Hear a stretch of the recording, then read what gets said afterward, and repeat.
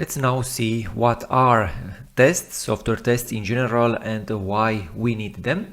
Well, let's answer this question. If we would give a small definition to software tests, we can say that they are code that runs other code and makes assertions and checks. And very important, after many years of writing tests, of doing software development, the best definition that I could come across for software tests is that they are requirements or specifications. So they should contain what is required or specified by the specification document of the code base or by indications from the product owners of the code base. This is basically the best definition to software tests. Well, the next important question would be, what is a unit in case we are talking about a unit test? Well, a unit can be a method, a class, a module, a component, and usually we talk about a unit as the smallest piece of code that can be tested. But it's not just the smallest, as you can see, a unit can be a class, a module, a component, and in this course we will talk about units as components. So we will focus our tests around React components. Well, let's also talk quickly about different types of software tests. We have unit tests, integration tests, or end-to-end tests, especially for applications which have a user interface. Now, let's move on into the next important question. Why do we need automated tests?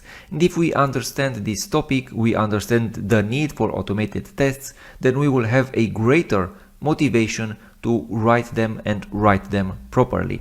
The most important advantage that automated tests for software give us is that we have peace of mind as developer or testers.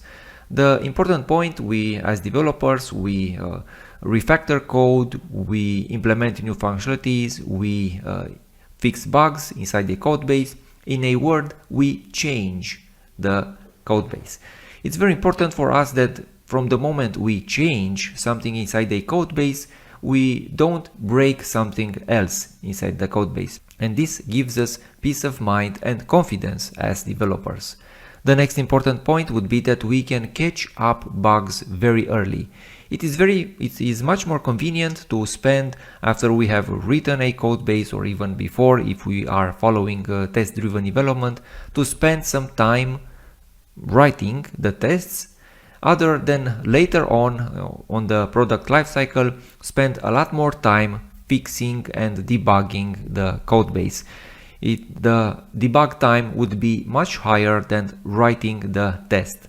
And this small comparison I have put right here doesn't take into account the damages that a big bug or even a small number of bugs can do in a matter of downtime or wrong user experience. Well, also unit tests especially impose high code quality. If a unit or a piece of code is too difficult to test, that's a great indication that there's something wrong with that piece of code, and maybe the code quality should be improved, or even the approach should be changed concerning that piece of code. Also, automated tests prevent endless manual tests, and this is very important when it comes to user interfaces which we make with React. And in the end, it's time to think big when we wonder why we need automated tests. A simple to-do list component doesn't actually require any tests, but if that list lives inside a code base with another 1,000 components, then for sure that component will need tests, especially if it interacts with other parts of the code base. Well, we saw in a few minutes why we need automated tests. Let's move on into the next lecture and see how a proper unit test should be structured and look like.